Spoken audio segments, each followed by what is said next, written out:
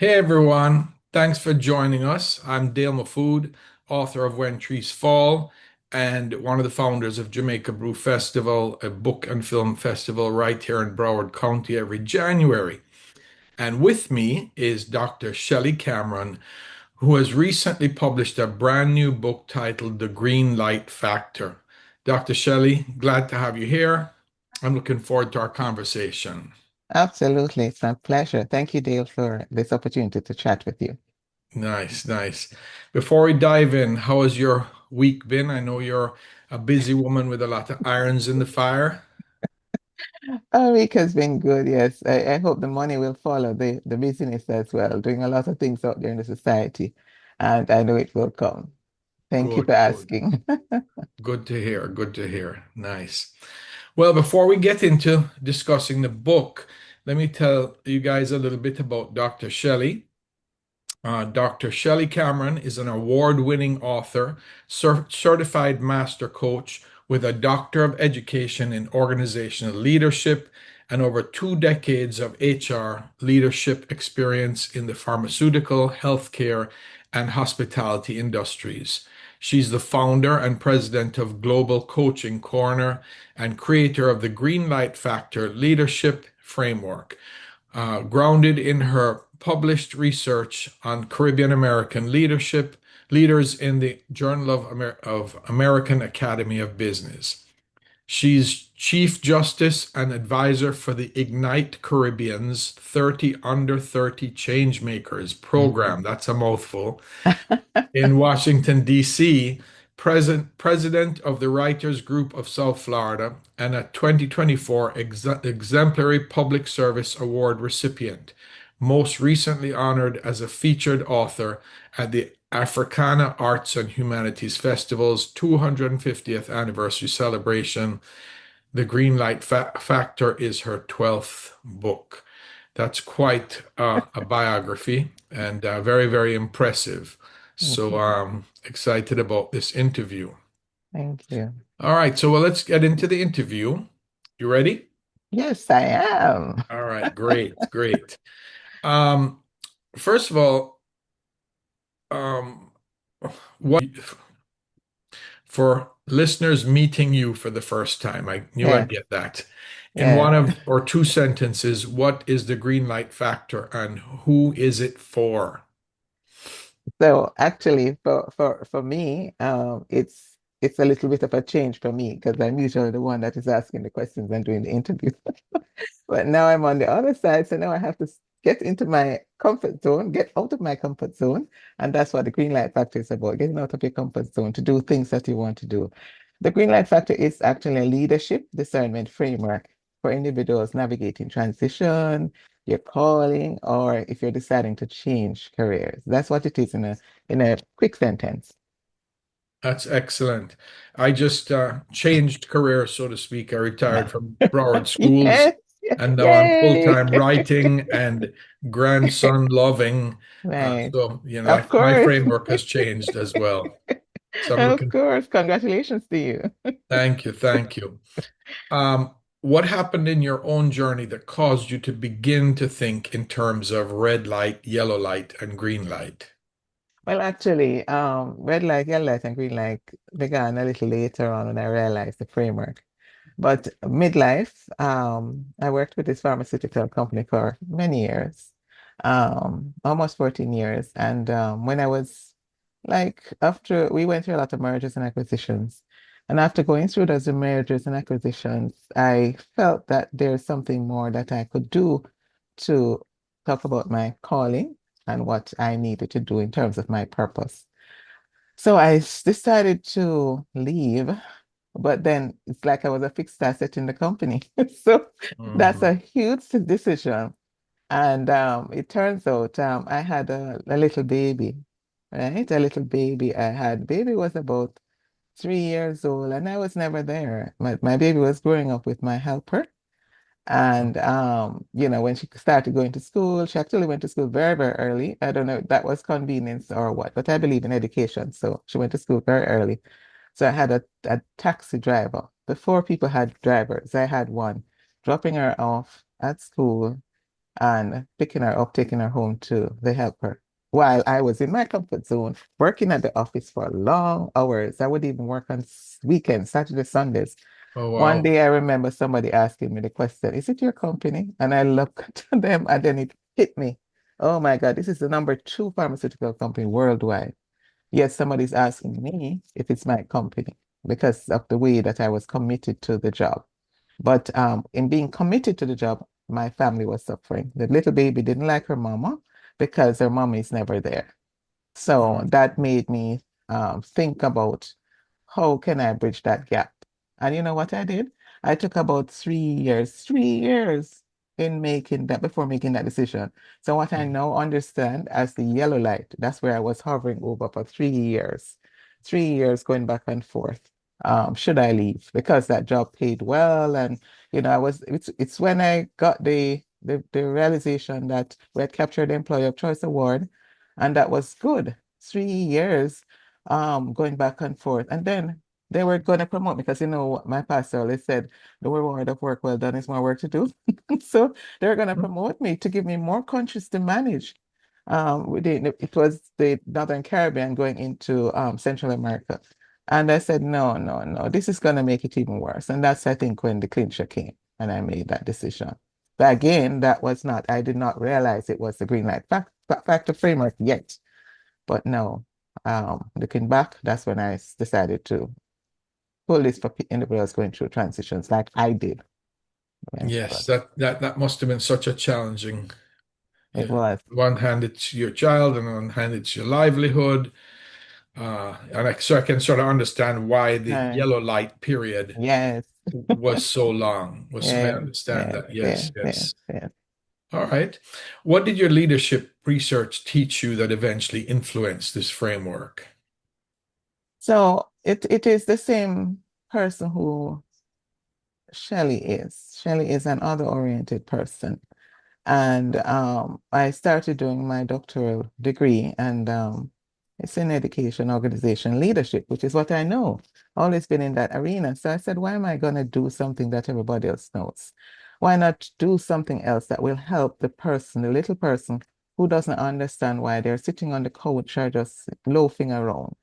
So I decided to do my research on success strategies of Caribbean American leaders in the United States, why some succeed while others don't.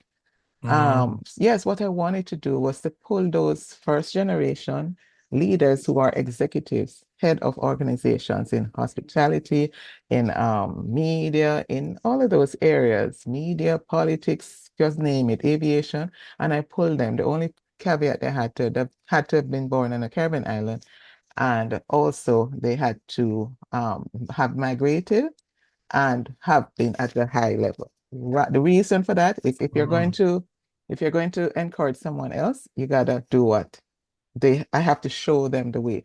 How did one person I like a lot is Colin Powell, right? His parents It's migrated. who, sorry? Colin Powell. He Okay. passed away, right? Mm-hmm. And he held such a powerful position in the United States. I wanted to know how did he do that, having come from the Caribbean? But he Mm-hmm. didn't. He was born in the United States, but his parents were from there. So what did they do? And how did that influence him so he could become that high level status that he had? So he was one of my so-called mentors behind the scenes. And I looked at that and I said, okay, how can you bridge the gap? So when I spoke with these persons, that's when I got the ingredients, if you want to call it. What did they use? What did they apply in order to become successful? And can I use that now to share with people so they too can become successful, however they define it? Success might not even mean money because I walked away from money. Sure. Remember? I Yeah. walked away from money because I wanted to follow my so-called passion and calling. Hope that Yeah. answers.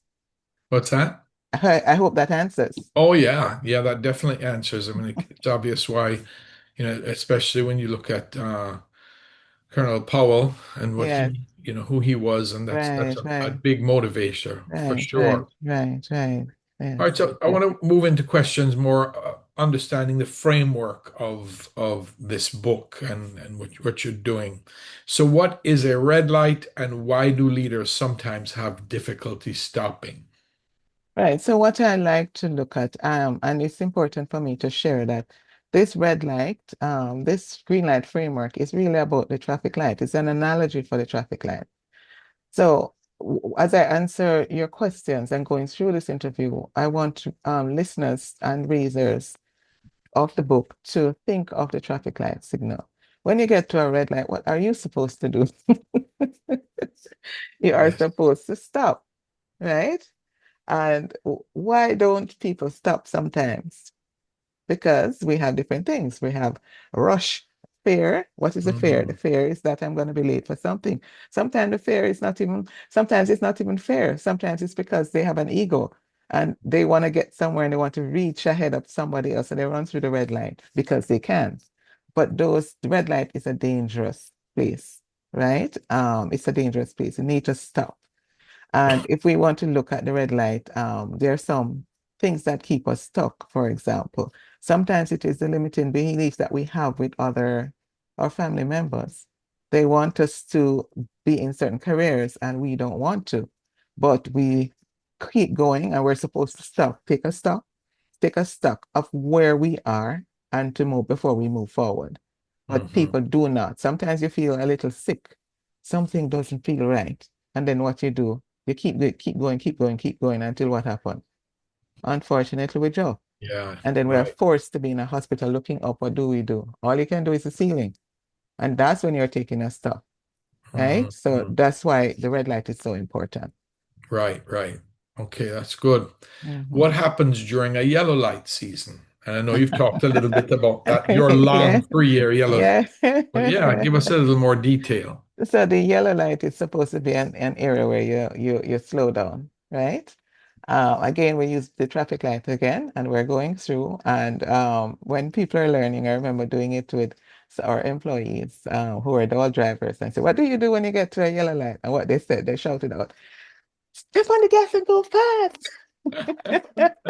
And Yeah. which is what a lot of us doing. So we're looking at our goals. Where are we supposed to be and where you want to get to? So if you know that you're late, chances are you may run the yellow light fast before the red light catches you, right? But really, the yellow light is for you to stop. Slow down to stop. So in life, we're to slow down, right? When you slow down, you're able to build clarity. You're able to look at your values. What are your values? And then you get honest about who you really are. Where do you want to go? But it only happens when we slow down. Must slow down. So take that time to slow down Right. and think through things instead of Think stepping through. on the gas. Exactly. I And know it's moving a very fast. Jamaican thing to do as well. Step on the gas. Right. Exactly. All right. So you say that something everyone can, sorry, you say that sometimes everyone can look good, but still feel wrong. What does Right, that right, mean? right. But sometimes things look good. And this one I wanted to respond to based on Jim Collins, the author of the book Good to Great. I love leadership. Okay. So he at my office years ago, we had that book as a like, so-called Bible that we should Mhm. go through to the leadership traits and so on that people have. Maybe that was the beginning of my thinking and thought about leadership because I love it.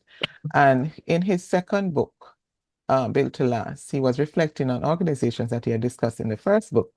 The first book that he had, it's a red book, and Good to Great. And what he did, he was walking outside, the usual strolling with his wife in the morning for exercise.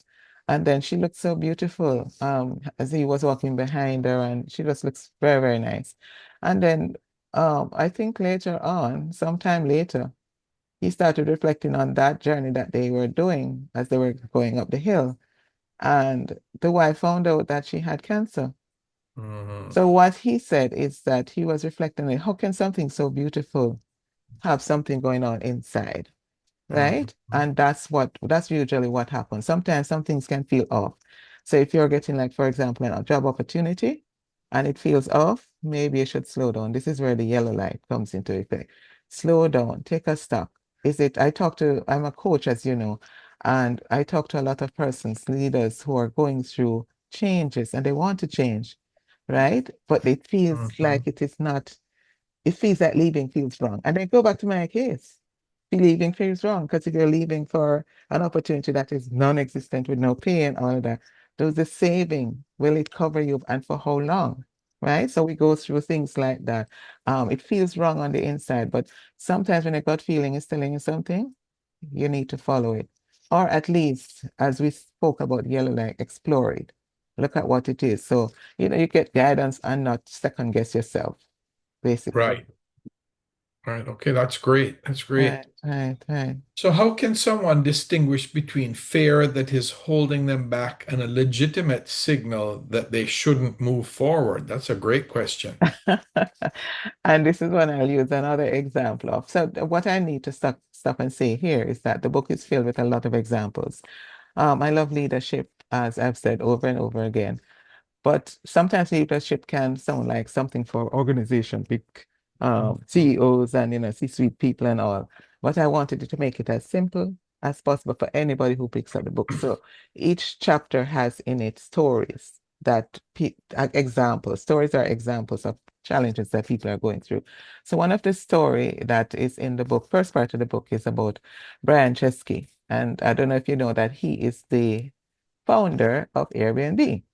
Oh, Right? okay. Yes. Yeah. So he actually left his job. And I'm not saying any of this for people to walk off their job now, but he left his Uh, job. He was a designer in a corporate organization and a really big, good job, but he was miserable most of the time. So I think he walked off the job and started just, if he was like 27 years old, so he started loafing around, thinking of what did he want to do. He found that entrepreneurial spirit in him but he couldn't identify what it was that he wanted to do. And then one day, I think what had happened was that he was sleeping on his friend's couch all over the place. Everywhere he found a friend, he would sleep on their couch. And then he heard about some concert that was going to happen. And the hotels ran out of room. And mm, everybody was having problems finding a place to stay. So what he did, he created a simple website, him and his friends, and posted that they have Airbnb. So it's an air mattress. So they have air, bed, and breakfast. okay. And they made $1,000. So he was able to pay his rent that he wanted to pay Wow. at that time. So he said, but hey, this thing seems to work because people, Mm, there's a section of the society that wants this thing. And of course, the rest of it is that he went into a lot of stuff. But that is sometimes fear that holds us back. There's something that is telling you, the calling, that discernment factor that is calling you and say, hey, do this or do that. But then you know that the fear holds you back. And then, what is the signal that you can move forward? So if you have a framework like this, then it gives you the steps that you can look at and in order to make that decision. okay, great. Yeah. It reminds me of my making my decision to retire. I I had actually wanted to retire for quite some time, yes. and my wife was like, "You're not retiring," you know. So anyway, she retired, and then and then it just so happened one day she turned to me in bed and said, "I want you to retire." I almost dropped out of bed, but she had really thought it through Yes, and yes, yes. realized, you're still young, we can still Right. do a little traveling. And so Yes. we went and did a little research, spoke Right. to several finance people, and Right. that wasn't an easy decision either. Right. Right. But Right. finally we felt like it was a good decision, Right. and now I'm adjusting to that. So which that has its own challenges as well. It's good. I wouldn't go back to work, but yeah, Of course. And I mean, if you've always been occupied doing certain things all the time, when you slow down now, what you're doing is doing things with intention, things yes, purposefully. And then after a while, you were going to get your routine up. I believe, saying it for myself, that I will never retire from the 9 to 5. But then because I'm a writer and author, I will always be writing. I'll always be influencing. I'll always be coaching. I'll always be mentoring people. So for that, I will say I will never, ever stop working because I absolutely. don't think you should just sit down As a and matter of fact, I don't call it, I should not have called it retirement. I try not to use that word. I call it my renaissance. Ah, So, yeah. So, I mean, I retired from the school board teaching. But yeah, Right, no, I'm now right, on my right, right, full-time right. writing. Yeah. Right, right. And Uh, I like that example that you raised because it gives people a very good idea of what this framework is all about and what you had to do when you talked about your wife and you she said you should retire and then you started. So what you started doing? You started planning. I think I'm getting ahead of myself, but your example is very good. You started planning, you started putting things in place. You spoke with a financial person. You said, okay, let's travel. You do stuff like that. And the rest is history. Here you are now, getting ahead right, of this exactly. retirement. Exactly, exactly. All right. So, what does it actually mean to have a green light? We've done the yellow light, the red light, the yellow light. No, let's go with the green light. Right. So the green light is something that is um supposed to be happy. Right? It's Hmm. a convergence of four elements. So you have the clarity, you have the alignment, and you have the opportunity and readiness. So what the green light does when you're again go back to a traffic light. So you're there waiting and the light suddenly changes green. But guess what? A lot of us still stay stuck, right? You're Hmm. not moving. And then what happens when you stay stuck at a traffic light? People start tooting, tooting, tooting the horn and getting angry at you. And sometimes people Yes. stay there. Sometimes it is just that your car won't move, your car won't start or something. So you have no choice but to stay there. But other times, if somebody's texting or doing something like that, then they stay there and other persons get angry, and that sometimes can create a havoc. But Mm. as far as it concerns this as well, it's the same principle. So make sure before in the during the yellow light season, you'd have had the clarity, right? You also have everything in alignment. Remember your example that you raised? Everything Hmm. aligned, and then you made the decision to go. You were ready. You made that decision. And here you are now on retirement. That is the green light that you got. And if you think about my story that I had, it was very hard for me too. But then one thing I want people to understand is, and it's in the book, but I'll still share it, is you don't have to have it all worked out, right? It is like 70%. If you have Hmm. up to 70% okay, then that's enough for you to make the move. So you do your That's pros, good. your cons, you do all of the things. And once you have those four elements of clarity, everything is aligned, you have the opportunity, right? The opportunity exists. Some people don't have the opportunity, and you're ready for the opportunity, then it's time to go. That's excellent. Mhm. That's good advice because there are many of us who, unless every duck was in a row, Right. we wouldn't make that step. But if Exactly. enough ducks are in the row, then go ahead and Exactly. And sometimes what you find, you have to make that you can go ahead, but then be smart enough, discern when you move forward, you're getting rid of that fear. And it makes the next decision a little bit easier. okay, excellent. All right, so now we're going to go into some application type questions. What questions should someone ask before saying yes to a new job, promotion, business opportunity, or major life decision? And maybe that kind of goes along with the whole green light thing we just Right, discussed. But right, right, right. But that's okay. So, again, going back to coaching, and people will come to me. Sometimes they come because they want to leave the job. Sometimes they come because there's an opportunity for a promotion and they want to know, are they ready for it? A lot of companies these days are not training managers and supervisors before they promote them. They just have an mhm, opportunity of a lot of mergers, acquisitions happening throughout the society, and then they just, okay, you've been there a long time, so they just promote you. It doesn't mean that because somebody is technically competent, they are able to supervise others. And that's the society we're living in, where you have a lot of person don't want to get up on a Monday morning blues.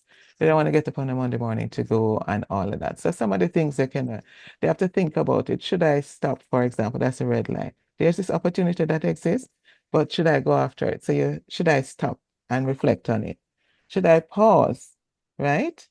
As in the yellow light. So you stop, red light, you pause, yellow light, and you think about whether you should go.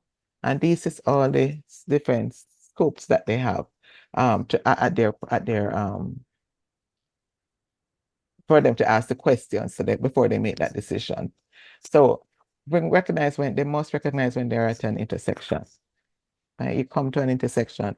This opportunity exists, the promotion exists, and their supervisor is saying, hey, I think Shelly, you should go after this. Dale, that opportunity exists, you should go after it. Why should you recognize that you're at an intersection? That's where it is, and make that decision, right? The decision is use the decision framework that is included in the book, and that will help you to look at the different areas that you should have. You analyze where you are, does it align with you where you want to go, and all, and that internal infrastructure that you have. The internal infrastructure is, does it align with your values? For example, is it that I'm going to leave and go into that position, and I know that I'm not good at supervising people? I don't like people. A lot of people are loners. They prefer to work by Yeah, themselves. You have IT persons who want to work by themselves, right? right. You have salespeople who want to work with others. They gravitate toward others. Yay! So you can't take a loner and put in a sales position for them to go and sell. Sometimes it can happen depending on what it is, but the person is, it must be aligned with what their values are. You go into another company, and if the company or the organization is nothing with your values and doesn't align, then it doesn't make sense. Do you have the knowledge of the things that need to be done, right? What did you do when you were making your decision? You educated yourself before you Right. retired. You educated yourself. And then you have a trusted friend that you can speak with. That was your wife, right? You spoke with her and she said, no, Mhm. no, no, don't initially. And then after that, something else knocked. Who knows? Maybe that was the divine leadership that says, Yeah. hey, this is the time that you need to let him move. And you guys started doing what you have. So there's different things that you have to have with resilience and all of that. And that can guide you through the places of red light. And one important thing is that thing called fear of missing out, right? Hmm. Right. Other people are doing it. So Oh, that means that you think you're gonna follow them. That doesn't make any sense. Don't follow others. You have to do what works for you. Again, we'll go back to the example of the salesperson, the IT person who want to be behind the scenes. Right. Now you have sales, IT salesperson. Those are the ones that go out and sell. But the IT person who just wants to stay with his computer and like a geek squad in the corner, do not sell them out to go and work with the customers, because sometimes right. that's a good experience. And then the most important, the other important thing is not to confuse speed with decisiveness, right? It's that Mm. we're in this microwave society. And with the microwave society, what happens? We just see the opportunity and we rush into it. Bam! They Hmm. say, okay, the opportunity is here, exists. You know that you don't like it. You know you don't want it, but guess what? It can pay you um $10 more, for example, or let's say Right. $100 more. And you take it for $100 and then your life is miserable. You're not going home like I was. You're not doing certain things and you become miserable. You lose your family because you're too caught up in the job, and things happen. So don't, just take your time and think about it before you move. And again, that's where a trusted friend or a coach like me comes into place to talk through the things before you make that decision. Sometimes my clients, sometimes they will avoid me because they hear me in their head. They say, just stop and work it out before you move. And guess what? They don't want to stop, but guess what they do? Sometime later, hey, Dr. Shelley, I know you told me not to do this, or I know you told me to think about it. And I didn't, but now I want to work with you again because I made this mistake and then, stop. All right, good. Well, with that, what you just said there, why don't you tell us a little bit about some of your businesses? I know you have the consulting business, the um, what you just said. What did you just call that again? Not the coaching Oh, the business. coaching. Yes, yes, You yes, yes. have sort of a publishing business where you Yeah. walk people through. Tell us a little bit about what you do Okay. So besides the book. oh yes, of course. Besides the book, what I really do, what the engine started off with, and I got into business because I didn't call myself an entrepreneur before, but when you write a book, you know what happens? You become an entrepreneur, right? Because you got to sell the Hmm. book, you got to market it, you got to do all of those things. True. Some things you don't have the skill for, we can get it out, let somebody else do it, but you're going to pay money, pay money, pay money. But it's important. So for me, I got into entrepreneurship from My background is healthcare, as I said, pharmaceutical, and then I managed medical clinics that were located throughout Broward and Palm Beach counties, Florida. So I was doing that, and then at the end of about 6 years, the owner decided to sell the group of um, primary care practices, clinics, and he sold it and sold it to somebody else, and then the other person wants me to manage what I do best, which is to manage the merger and the acquisition of the others that he already Mhm. had. And he said, I want you to work with me, but I don't want you as an employee. I said, oh my God. And he asked me, do you have a company? I don't have a company. So I had to quickly now adapt what I'm saying here, adapt and be resilient. And I quickly formulated my company, Cameron Cullen Associates. And then later on, as I found people who were reaching out to me after years and years of talking with me. Yesterday, they would pass by like 5 years past, and then they're reaching out to me. Hey, Dr. Shelley, this is happening in my life, and I want to talk to you. Each of them, and I saw a pattern from that. And then I'm always coaching. Again, its background is human resource management. And I decided that, hey, why not go and get, I didn't want to just coach from the top of my head. I wanted to get the right thing. So I went and I got myself certified as a certified master coach. So I would Oh, great. know exactly what I'm teaching these persons. And then the coaching business went into the book business because I had published my book called My Book from My Dissertation. And in doing that for my dissertation, what happened was Nova is where I went, and so I think they were very proud of me what I did to turn the dissertation into a book, and they put me on their website because somebody reached out to me on Twitter. I said, "Oh, hey, Dr. Shelley, hi, I'm interested in turning my books." I said, "Where did you find me?" And she sent me a link. When she sent me a link, and I went on to Nova's website, my big face was there. Hmm? Face was there, and that's how my journey in helping others publish their books began. So it's another sort of coaching. It is another, exactly. So it's coaching for them to get to turn their books into, turn their, whatever it is they want, whether it's some form of, sometimes it's a legacy for parents, grandparents who want to leave something behind for their kids. Hmm. That's how mine started, because I wanted my daughters when they grow up, I mean, and they had kids, that when the grandkids grow up, if I'm not around, they have a book that they can refer to. But that book is an evergreen book. Success Nice. Strategies is evergreen. Right, right. Uh, Beautiful, beautiful. thank you. Well, one last question here. What is one thing you'd like someone facing a major decision today to take home from the book? So this is your opportunity to really plug your book. So what I want them to do is to stop, right? To stop, assess where they are, and then move forward, but with intention. So they must stop, right? The red light, stop. You must assess, this is assess during the yellow light phase, and then you move forward with intention. This happens rather than them making decisions because an opportunity looks good, right?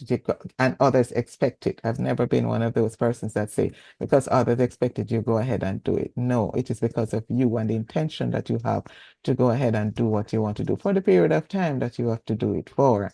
It may not last you forever, but for the period of time that you're there, definitely stop and assess. So stop, assess, and then move forward with intentions. That's what I want them to take away, when they're Okay, making great. decision. So then on top of that, tell us why they should buy the book. Just in a quick summary, why they should buy the book. Because the book will help them. The book is a guide. I also have a what is helpful for them is at the back of the book there is an assessment that they can have, and they can complete that. That will help them. So if after they've completed it, they still feel like they want to know, they will be armed with the response, but they need somebody to carry them through, they can contact me, and I have my information there that they can contact me, reach out to me, and I will help them to cross that if they need to cross, get past that intersection that they're at. Excellent. Uh-huh. Dr. Shelley, the book sounds great. I know people are going to love it and benefit from it. So Thank tell you. us where listeners can get the book, how they can get to your website, anything online that would be Right. helpful for them to know.